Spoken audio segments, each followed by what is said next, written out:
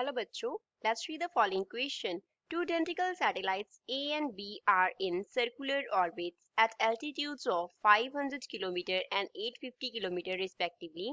What is the ratio of their kinetic energies and potential energies? हमें A and B circular orbits में to satellites दिए गए हैं, उनके एल्टीट्यूड्स हमें प्रोवाइड किए गए हैं. हमें क्या करना है, उनकी किनेटिक एनर्जीज का रेशियो एंड पोटेंशियल एनर्जीज का रेशियो फाइंड आउट करना है. Given that the radius of the earth r is equals to 6.4 into 10 raised to power 6 meter and gravitational constant g is equals to 6.67 into 10 raised to power minus 11 Newton meter square per kg square. So first of all, here we will talk about the key concept used in the question. इस question में क्या key concept use हो रहा है? इस question में हमें एक तो किनेटिक एनर्जीज का रेशियो निकालना है, दूसरा हमें पोटेंशियल एनर्जीज का रेशियो निकालना है. तो first of all we will talk about the kinetic energy. Kinetic energy किसी भी सैटेलाइट का अगर हमें फॉर्मूला लिखना हो तो सपोज हम के से उसको डिनोट कर रहे हैं, तो वो क्या होगा, G M into M divide by 2 R के इक्वल होगा. यहाँ पे g क्या है, gravitational constant given in the question. Capital M जो है वो रिप्रेजेंट करता है मास ऑफ अर्थ को. Capital M is mass of earth, small m is mass of satellite. Mass of satellite को रिप्रेजेंट करता है. एंड r यहाँ पे क्या है, r यहाँ पे ऑर्बिटल रेडियस को रिप्रेजेंट करता है. ऑर्बिटल रेडियस को रिप्रेजेंट करता है. अब मान लो यहाँ पे हमारे पास ये हमने सर्कल में क्या बनाया है, अर्थ बनाया है, और इसके अराउंड एक सर्कुलर ऑर्बिट में क्या मूव करेगा, सैटेलाइट मूव करेगा. अब इसकी ऑर्बिट की जो हाइट है, जो एल्टीट्यूड हमें बोला है, वो सरफेस से मेजर करते हैं हम h. तो जो अर्थ का रेडियस है वो हमें क्वेश्चन में कैपिटल r दिया है. तो जो ऑर्बिट का रेडियस होगा स्मॉल r, वो क्या होगा, r will be equals to capital R plus h. तो जो किनेटिक एनर्जी है we can write is inversely proportional to r. Second हमें रेशियो फाइंड आउट करना है पोटेंशियल एनर्जीज का. तो पोटेंशियल एनर्जी का फॉर्मूला लिखेंगे. पोटेंशियल एनर्जी को डिनोट करते हैं U से, एंड इसका जो फॉर्मूला होता है वो होता है negative of G m upon यहाँ पे R होता है, 2 नहीं होता. अब अगेन ग्रेविटेशनल कांस्टेंट जो है उसकी वैल्यू कांस्टेंट रहेगी, मास ऑफ अर्थ कांस्टेंट रहेगा, सैटेलाइट का जो मास है वो भी क्या रहेगा, कांस्टेंट रहेगा. अब क्योंकि हमें आइडेंटिकल सैटेलाइट्स दिए गए हैं तो जो स्मॉल m है, मास ऑफ सैटेलाइट, वो भी दोनों के लिए क्या रहेगा, कांस्टेंट रहेगा. तो जैसे हमने कंक्लूड किया that kinetic energy is inversely proportional to radius, क्योंकि वहां पे भी 2g capital M and small m क्या है, सारे कांस्टेंट फैक्टर्स थे. उसी तरीके से हम क्या लिख सकते हैं, that potential energy is also inversely proportional to the radius of orbit. यहाँ पे हमने क्या यूज किया है, that mass of satellite A is equals to mass of satellite B, क्योंकि हमें क्या दिया है, आइडेंटिकल सैटेलाइट्स दिए गए हैं.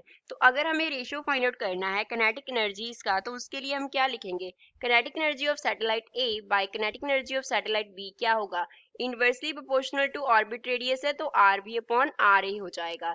एंड अगर इसी तरीके से हमें पोटेंशियल एनर्जीज का रेशियो फाइंड आउट करना है UA अपॉन UB, तो वो भी हमारे पास इनवर्सली प्रोपोर्शनल आ रहा है रेडियस के, तो उसका रेशियो भी क्या हो जाएगा, RB अपॉन RA हो जाएगा. तो यहाँ से हम क्या कंक्लूड कर सकते हैं कि किनेटिक एनर्जीज का जो रेशियो होगा वो इस क्वेश्चन में हमारे पास क्या आ रहा है, पोटेंशियल एनर्जीज की रेशियो के इक्वल आ रहा है, जहाँ पे हमारे पास जो रेशियो आएगी वो RB अपॉन RA के इक्वल आएगी.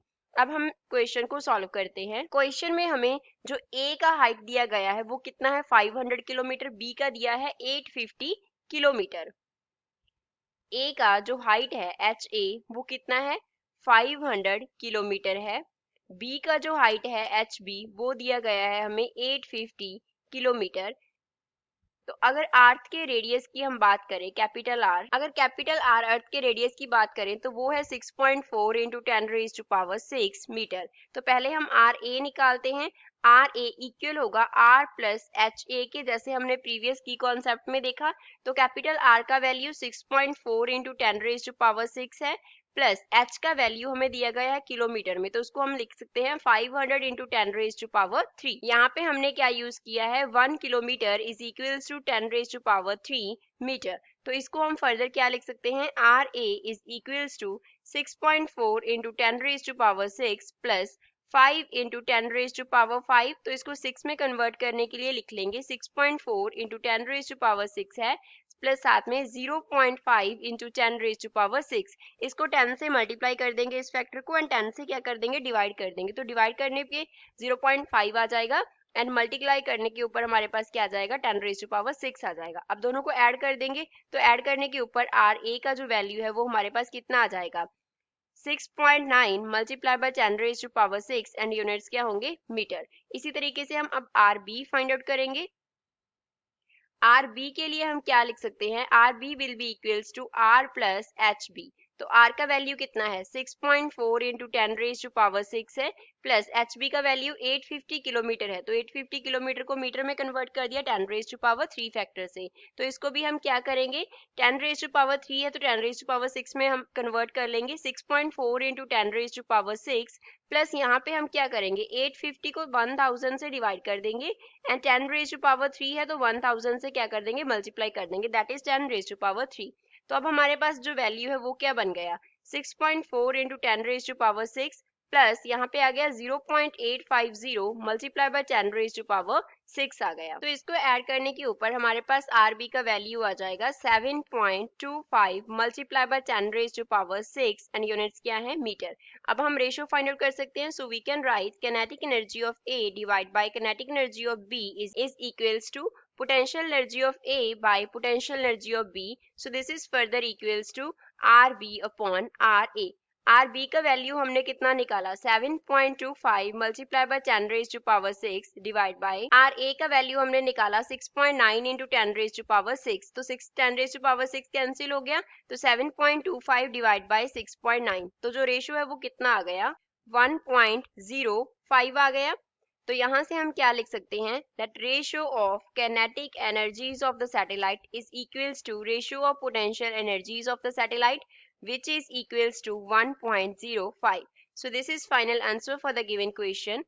I hope you understood well. Thanks.